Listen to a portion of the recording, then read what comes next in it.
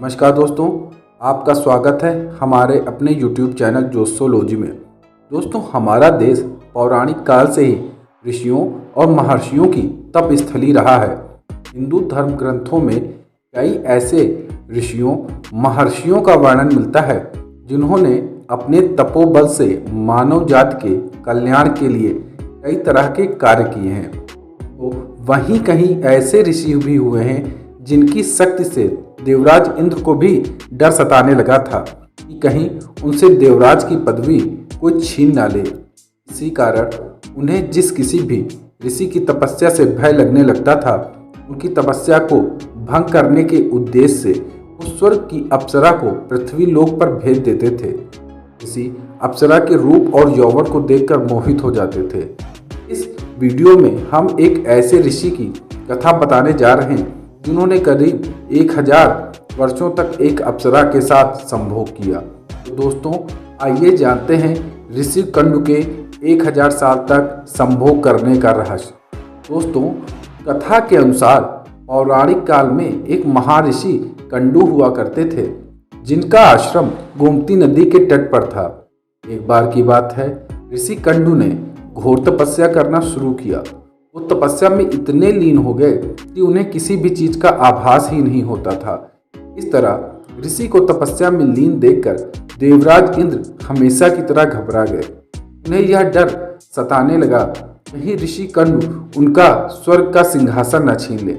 इसी डर के परिणाम स्वरूप इंद्रदेव ने ऋषि कंडु की तपस्या भंग करने के लिए प्रमलोचा नामक एक अप्सरा को पृथ्वी लोक पर भेजने का निश्चय किया। एक संध्या नृत्य के बाद इंद्र ने प्रमलोचा को अपने पास बुलाया, फिर उसे अपनी सारी योजना बताई। बिना कोई प्रश्न किए प्रमलोचा इंद्र की योजना के मुताबिक पृथ्वी लोक के लिए प्रस्थान कर गए। पृथ्वी लोक पर प्रमलोचा सीधे वहां पहुंची जहां ऋषि कंडु तपस्या में लीन थे। फिर प्रमलोचा ने अपनी शरारतों से ऋषि कंडु का ध्यान तोड़ दिया। उसके बाद जैसे ही ऋषि की नज़र प्रमलोचा पर पड़ी तो वे उसके रूप और सौंदर्य को देखकर उस पर मोहित हो गए और उसे अपने साथ ले गए मंदराचल पर्वत की गुफाओं में। उसके बाद ऋषि कंडु प्रमलोचा के सौंदर्य में इतना खो गए कि वे 100 से अधिक वर्षों तक उसके साथ संभोग करते रहे। दोस्तों, ऋषि कंडु को कुछ भी याद ना रहा। वे प्रमलोचा की सुंदरता पर इतने ज्यादा मोहित हो चुके थे। 100 वर्षों के बाद एक दिन अप्सरा प्रमलोचा ने ऋषि कंडु से कहा कि हे ऋषि, अब मैं स्वर्गलोक वापस जाना चाहती हूँ, इसलिए आप मुझे खुशी खुशी विदा कीजिए। अप्सरा के मुख से यह बात सुनकर ऋषि उदास हो गए और उन्होंने कहा, हे देवी, अभी थोड़े दिन और रुक जाती तो अच्छा होता। ऋषि को उदास देखकर अप्सरा पृथ्वी लोक पर और रुकने को मान गए।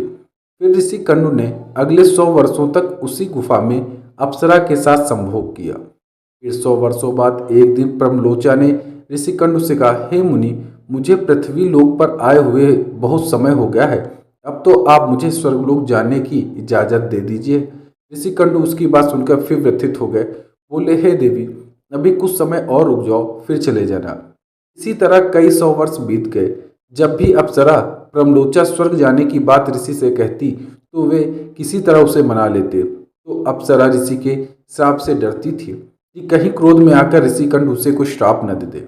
उधर महर्षि के काम वासना में लिप्त होने से अप्सरा के प्रति उनका प्रेम नित्य बढ़ता ही जा रहा था। तपस्या पूजा पाठ का त्याग कर दिन रात ऋषि कंडु भोग विलास में डूबे रहते।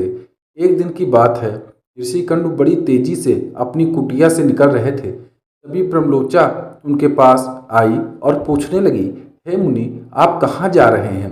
तब ऋषि कंडु ने कहा, हे भद्रे, दिन अस्त हो चुका है, अब मैं सांध्य की उपासना करूँगा, जिसे संध्योपासना कहते हैं।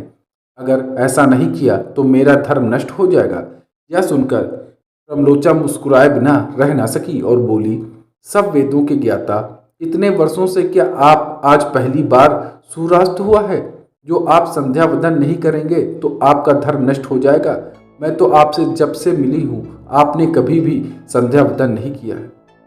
इस प्रकार के वचन सुनकर ऋषि कंडु बोले, हे भद्रे, नदी के इस सुंदर तट पर आज सवेरे ही तो तुम आई हो। मुझे भली भांति स्मरण है, मैंने आज ही तुमको अपने आश्रम में प्रवेश करते हुए देखा था। अब दिन के समाप्त होने पर सांध्यकाल हुआ है। मुझे तो लगता है कि तुम मेरा उपहास कर रही हो। प्रमलोचा ने ऋषि से कहा, हे ब्राह्मण श्रेष्ठ, आपका यह कथन सत्य है कि आपके आश्रम में मैं सवेरे आई हूँ, परंतु आज नहीं। जिस सुबह मैं यहाँ आई थी उस समय को तो कई सौ वर्ष बीत चुके हैं। यह सुन महर्षि कंडू घबरा गए और बोले कि हे सुंदरी, मुझे सही सही बताओ, मुझे तेरे साथ रमण करते हुए कितना समय बीत चुका है। तब प्रमलोचा ने कहा कि आपको मेरे साथ रमण करते हुए 907 वर्ष 6 महीने और 3 दिन हो चुके हैं। यह सुनकर ऋषि कंडू हैरान हो गए और बोले, हे प्रिय, क्या तुम सत्य कह रही हो या फिर मेरे साथ कोई मजाक कर रही हो? ऐसा प्रतीत होता है कि मैं तुम्हारे साथ एक ही दिन रहा हूँ। तब प्रमलोचा बोली, हे ब्राह्मण, मैं आपसे कैसे झूठ बोल सकती हूँ, वो भी उस समय जब आप अपने धर्म मार्ग का अनुसरण करने के लिए तत्पर हो रहे हो और मुझसे पूछ रहे हैं। मैं यहाँ किसी के कहने से आई थी। ऋषि, आप क्रोधित ना हो, मैं आपको सारी घटना का सत्य बताती हूँ, परंतु हे ऋषि, इसमें मेरा कोई दोष नहीं, मुझे क्षमा कर दीजिए। तब ऋषि कंडू ने कहा कि जल्दी बताओ, तुम्हें यहाँ किसने भेजा है?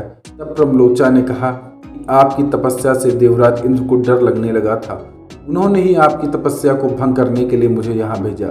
प्रमलोचा के मुख से ऐसे वाक्य सुनकर ऋषि कंडू व्याकुल हो गए और बोले कि धिक्कार है मुझ पर, मेरा धर्म नष्ट हो गया, एक स्त्री ने मेरी बुद्धि को भ्रष्ट कर दिया, इस स्त्री के संग से मेरा समस्त जीवन का तप नष्ट हो गया। इसलिए हे पापनी स्त्री, अब तू जहाँ जा सकती है, क्योंकि तुझे इंद्र ने जिस कार्य के लिए भेजा था वह कार्य संपन्न हो चुका है। तूने मेरा तप नष्ट कर दिया है। महर्षि को इस प्रकार क्रोधित देख प्रमलोचा भय से कांपने लगी, जिस वजह से उसका पूरा शरीर पसीने से भीग गया। उस समय ऋषि ने जो गर्भ प्रमलोचा में स्थापित किया था वह भी अप्सरा के रोम छिद्रों से बाहर निकलकर पसीने के रूप में शरीर से बाहर हो गया। प्रमलोचा ने पसीने से वायु को उस गर्भ से इकट्ठा किया और वृक्षों ने उसे ग्रहण किया। सूर्य की किरणों से पोषित होकर वह धीरे धीरे बढ़ने लगा। फिर समय पूरा होने के साथ विश्राग्र से मृषा नामक कन्या उत्पन्न हुई, जो ऋषि कंडू, सूर्यदेव और वायु की पुत्री कहलाई। दोस्तों, आपको ये वीडियो कैसी लगी कमेंट बॉक्स में हमें अवश्य बताएं, और अगर आपने अभी तक हमारे चैनल को सब्सक्राइब नहीं किया तो प्लीज़ आपसे निवेदन है कि हमारे चैनल को सब्सक्राइब कर लीजिए, जिसमें आगामी आने वाली सभी अच्छी वीडियो आपको समय पर मिल जाए। धन्यवाद।